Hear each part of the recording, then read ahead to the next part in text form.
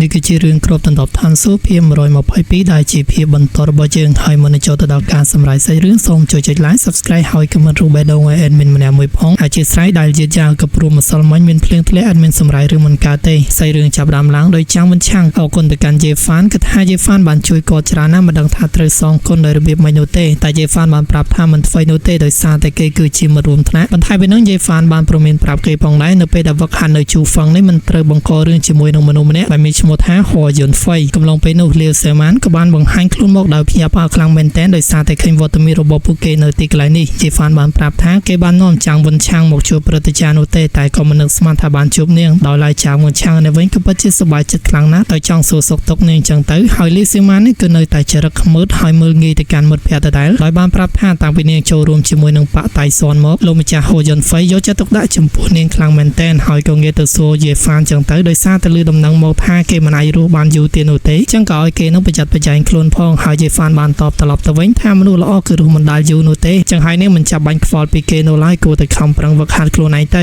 ចឹងហើយនាងក៏បានតបថាបន្ទាប់មកតែលោកខ្លាចទៅជាមនុស្សធម្មតាមែនអត់រួចក៏ប្រាប់ទៅកាន់ Jefan បន្តថាវាក៏ពិតជាចៃដន្យហើយតន់ពេលខ្លាំងមែនទែនគឺថាលោកម្ចាស់ហួយយុនហ្វៃរបស់នាងកំពុងតែនៅក្នុងតំបន់ស៊ីនហ្វឹងហើយក៏បានកោះហៅអ្នកខ្លាំងផ្សេងៗយកមកចូលរួមផងដែរចឹងនាងក៏អញ្ជើញ Jefan ឲ្យទៅជាមួយដូចគ្នា Jefan ក៏យល់ព្រមទៅដោយសារតែខានបានឃើញហួយយុនហ្វៃជាយូរណាស់មកហើយចង់សួរសុខទុក្ខគាត់ដល់ឡែកចាងវិនឆាងគឺអត់ចូលរួមនោះទេដោយសារតែខ្លួនគឺជាមនុស្សធម្មតាដឹងពីឋានៈដូច្នេះហើយលីស៊ូម៉ាន់ក៏បាននាំ Jefan ទៅកាន់ទីតាំងនោះតែម្ដងក៏ប៉ុន្តែមុននោះទៅ Jefan បានប្រាប់វិនឆាងផងដែរថាត្រូវតែចាំពាក្យគេធ្វើដំណើរអស់80ម៉ោងទីបំផុតពួកគេក៏មកដល់កំពូលភ្នំប៉ាតៃស៊ននឹងឯងដែរហួយយុនហ្វៃកំពុងតែលេងប៉ិនរងចាំពួកគេលីស៊ូម៉ាន់បានប្រាប់ថា Jefan ក៏នៅទីនេះដែរបន្ទាប់ពី Jefan បានបង្ហាញខ្លួនមកក៏សរសើរទៅលើស្នៀតលេងភ្លេងរបស់ហួយយុនហ្វៃផងដែរថារីចម្រើនមួយតង់ទៀតហើយយុនហ្វៃក៏មកនិយាយគួរសមដល់ Jefan ផងដែរថាខានឃើញមុខតែ2ឆ្នាំនោះទេល្បីរន្ទឺសុសសាយតែម្ដងបើទោះបីជា Jefan បានចាក់ចែងពីប៉ាតៃស៊នក៏ពិតមែនក៏ប៉ុន្តែប៉ាតៃស៊ននៅតែបើកចំហបេះដូងទទួលយក Jefan ជានិច្ចហើយ Jefan បានតបវិញថាពាក្យសម្ដីរបស់លោកនឹងក៏ពិតជាចាក់ដោតពេកហើយខ្ញុំគឺជាមនុស្សមានជំងឺឯលបងឯងក៏មានសុខភាពល្អខ្លាំងណាស់ផ្ទុយពីគ្នាដាច់ស្រឡះយុនហ្វៃបានតបត្រឡប់ទៅវិញថាយ៉ាងណាក៏មើលងាយខ្លួនឯងឲ្យសោះមនុស្សល្អក៏នឹងមានព្រះតាមថៃចែកជាមិនខាននោះទេថាមិនត្រូវក៏អាចផ្លាស់ប្ដូរពីសំណាងក្រក់ទៅជាសំណាងល្អឲ្យតែឆ្លងកាត់គ្រោះហន្តរាយនេះបានស្ដាប់លើចឹង Jefan ក៏ញញឹមក៏បន្តែដឹងថាបំណងរបស់ហួយយុនហ្វៃមិនមែនល្អនោះទេកំឡុងពេលនោះប៉ានុរុហ្វូយ៉ាងក៏បានបង្ហាញខ្លួនចូលរួមជាមួយនឹងពួកគេផងដែរអ្នកទី2គឺជាយ៉ាវឈីគ្រាន់តែបដិភ្លាមនឹងសាកសួរពីសុខទុក្ខក៏ដូចជាជំងឺរបស់ Jefan ផ្លែតហើយ Jefan បានតបត្រឡប់ទៅវិញថាគ្រោះហន្តរាយឋានសួគ៌រន្ទះមេឃានឹងក៏បានធ្វើឲ្យគេរងរបួសដែលមិនអាចព្យាបាលបាននោះទេហើយក៏អរគុណទឹកចិត្តនាងផងដែរដែលបានសួរសុខទុក្ខអ្នកទី3គឺយ៉ាវស៊ីនឹងឯងមកពីវិមានយ៉ាងកងហើយនាងក៏មិនបាននិយាយអីមួយម៉ាត់ផងដែរ Jefan ក៏ចង់គ្រប់នាងតែក៏ប៉ុន្តែនាងមិនអើពើនោះទេហើយ Jefan ក៏ដឹងខ្លួនផងដែរថាខ្លួនបានធ្វើឲ្យខ្លាចដាក់កូនស្រីគេ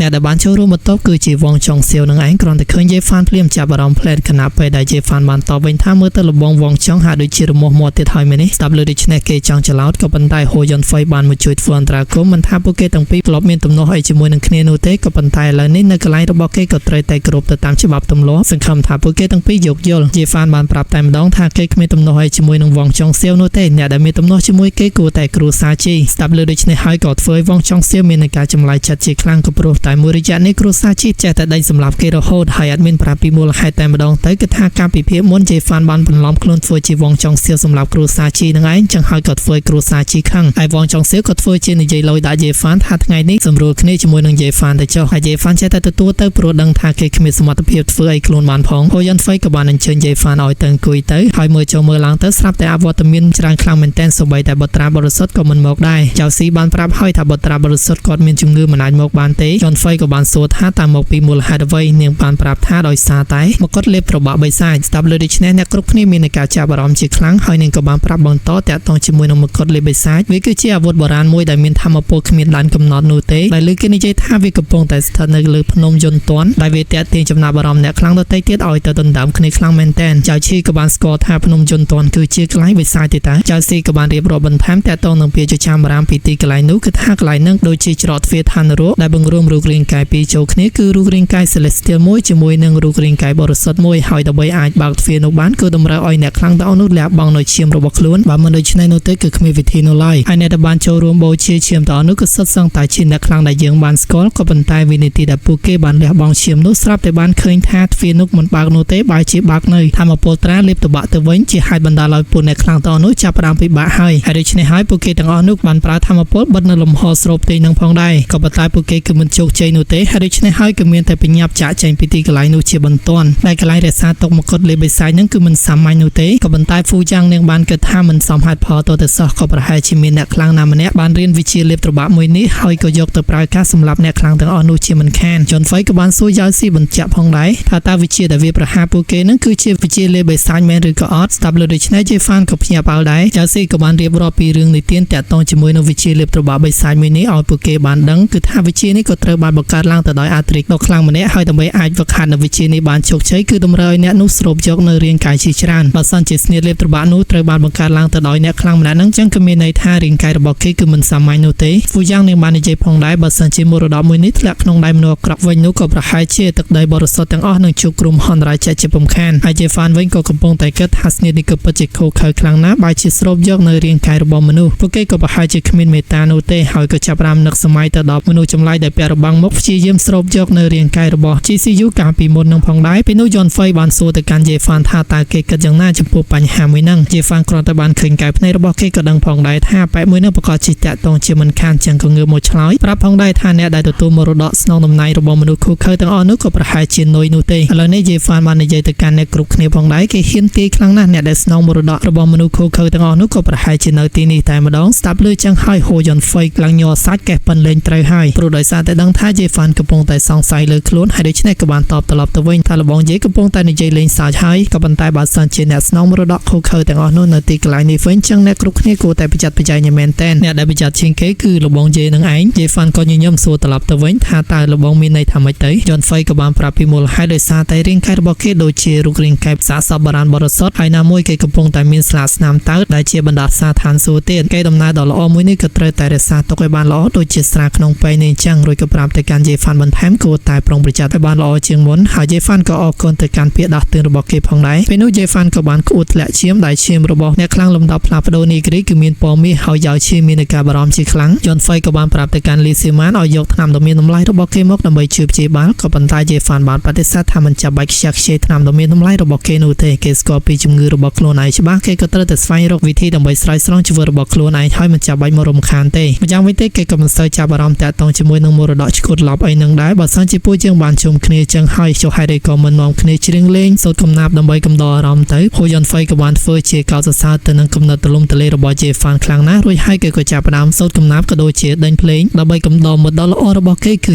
ជា Jeffan ក៏ប៉ុន្តែគោលបំណងពិតប្រាកដរបស់គេគឺចង់សម្លាប់ Jeffan នោះទេបន្ទាប់មក Jeffan ក៏ចាប់ផ្ដើមពោលនៅកំណាព្យរបស់ខ្លួនទៅកាន់មិត្តដទៃទៀតដែលបានស្នាក់នៅទីនេះជាមួយនឹងគេស្រាមួយពេញដែលពួកគេលើកផឹកទៅចាត់ទុកថាគំនុំរបស់ខ្លួនជាមួយនឹងពួកគេនៅខណៈពេលដែលផឹករួចហើយវាក៏នឹងរសាយបាតគំនិតអាក្រក់ប្រៀបដូចជាទឹកខ្មៅនៅក្នុងស្ទឹងចឹងនៅខណៈពេលដែលវាហូរនាំចេញទៅទឹកល្អបរិសុទ្ធក៏នឹងមកជំនួសបន្ទាប់ពីការជួបជុំនឹងរួចហើយ Jeffan ក៏ដល់ពេលចាក់ចែងហើយក៏លាចាងវិនឆាន់តែផ្ញើជាមួយនឹងព្រឹទ្ធាចារ្យ Liruyu កំឡុងពេលដែល Jeffan អង្គុយសមាធិស្រាប់តែមានអារម្មណ៍ថាពួកគេកំពុងតែសម្ដៅមករកខ្លួនហើយកំឡុងពេលនោះយើងបានឃើញលំពេងដ៏ធំចាប់ផ្ដើមបើកការវាយប្រហារបន្ទាប់មកទៀតប្រាសាទទាំងអស់នេះសុទ្ធសឹងតែជាស្និទ្ធគុណដែល Jeffan បានប្រយុទ្ធជាមួយនឹងពួកគេកាលពីមុនហើយអ្នកដែលវាយប្រហារ Jeffan នឹងគឺជាជនអាថ៌កំបាំងទាំង3ពាក់ស្រោមមុខនារីដែលនៅកណ្ដាលបានប្រាប់ទៅកាន់ Jeffan ផងដែរថាមុននឹងក្រោយគេគង់តែស្លាប់អត់ប្រយោជន៍ទៅដែរចុះហេតុអីក៏គេមិនបង្ករូបរាងកាយបរិសុទ្ធឲ្យពួកគេវិញទៅដើម្បីងាយស្រួលឲ្យ Jeffan ទៅចាប់ជាតិកាលជាថ្មី Jeffan បានតបត្រឡប់ទៅវិញថាមើលទៅមេប៉ារបស់ឯងពិតជាមើលស្រាលយើងខ្លាំងមែនទែនបែរជាបញ្ជូនមនុស្សសម្រាប់3នាក់ឯងយកមកចាត់ការយើងមើលទៅមិនអាចទៅរួចនោះទេចឹងហើយឈុតឆាកនៃការប្រយុទ្ធ3ទល់នឹង1ក៏បានចាប់ផ្ដើមឡើងដោយយើងបានឃើញផងដែរថា Jeffan មានកម្លាំងខ្លាំងអាចទប់ទល់ជាមួយនឹងពួកគេបានម្ដងទាំង3តែម្ដងធ្វើ Jeffan ចាប់អារម្មណ៍ដឹងផងដែរថាពួកគេមិនមែនជាមនុស្សពិតនោះទ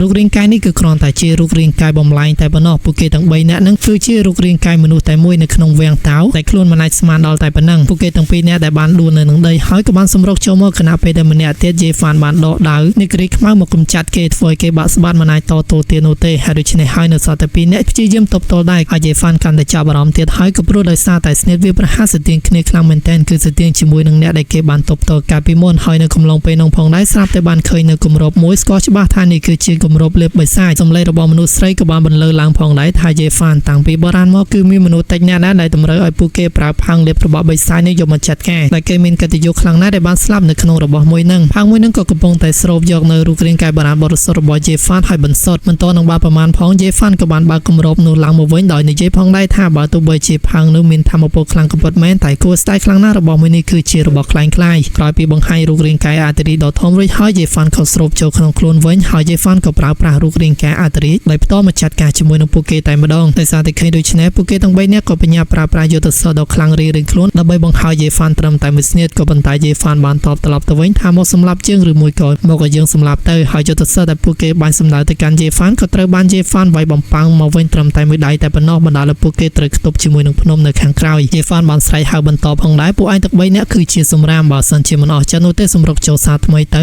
ចឹងហើយពួកគេទាំង3បានគប់នៅផាំងលេបបិសាយនោះសម្ដៅមកកាន់យេហ្វានហើយដោយសារតែបានឃើញថាវាក៏ពិតជារំខានខ្លាំងពេកយេហ្វានបានប្រើប្រាស់នៅកងអមតៈព័ទ្ធជុំវិញផាំងមួយនោះរួចហើយក៏បំផ្លាញវាខ្លាយទៅជាកំទេចធូលីអស់បាត់ទៅអ្នកដែលបានបញ្ជាមកក៏ត្រូវប៉ាំងខ្ទប់សារជាថ្មីម្ដងទៀតហើយដូច្នេះហើយពួកគេទាំង3នាក់ក៏បញ្ញាប់រត់យករួចខ្លួនតែម្ដងទៅដោយយេហ្វានសង្កេតដឹងផងដែរថាស្នៀតដែលពួកគេប្រើនេះគឺស្តៀងជាមួយនឹងស្នៀតរបស់ប៉ាតៃស៊ុនខ្លាំងណាស់ឬមួយក៏ពួកគេតាក់ទងគ្នាទៅកំឡុងពេលនោះយេហ្វានបានចាប់អារម្មណ៍ស្ទង់ដឹងចំហាយរបស់មនុស្សម្នាក់រួចក៏បានដេញតាមពួកគេទាំង3ស្រែកសួរផងដែរថាបើសិនជាចង់បានរូបរាងកាយអមតៈបារាណរបស់គេចុះហេតុអីក៏នៅលាក់ខ្លួនដូចជាតែក្នុងស្នូកចឹងមិនក៏មិនបង្ហាញខ្លួនពួកគេទាំង3ក៏បានហោះចូលទៅខាងក្នុងប៉ាតៃស៊ុនយេហ្វានគ្រាន់តែបានឃើញពួកគេហោះចូលភ្លាមក៏ដឹងផ្លែថានេះគឺជាស្នាដៃរបស់ហ៊ូយ៉នហ្វៃដែលវាពិតប្រាកដណាស់វាគឺពិតជាស្នាដៃរបស់ហ៊ូយ៉នហ្វៃពិតមែនកំពុងតែអង្គុយលេងប៉ិនរងចាំយេហ្វានហើយគណៈពេលនេះផងដែរសាច់រឿងនៅក្នុងភាគទី122ក៏ត្រូវបានស្លេះត្រឹមប៉ុណ្ណឹងបើសិនជាចង់ដឹងថាភាគទី123ល្អមួយយ៉ាងណាទេនោះកុំភ្លេចរងចាំតាមដានទស្សនានៅក្នុងសប្តាហ៍ក្រោយហើយក៏អធិស្ឋានបងប្អូនទាំងគ្នាខ្លាំងមែនទែនបើសិនជាមានកំហុសខុសឆ្គងណាមួយដែលបានកើតឡើងដោយអចេតនាអេដមីនក៏វត្តត្រឡប់មកវិញជាមួយនឹងវីដេអូសម្រាប់ឬបន្តខណៈពេលនេះពីសំណាក់អេដមីនមេប៉ាស៊ីវក៏ជម្រាបលាបាយបាយ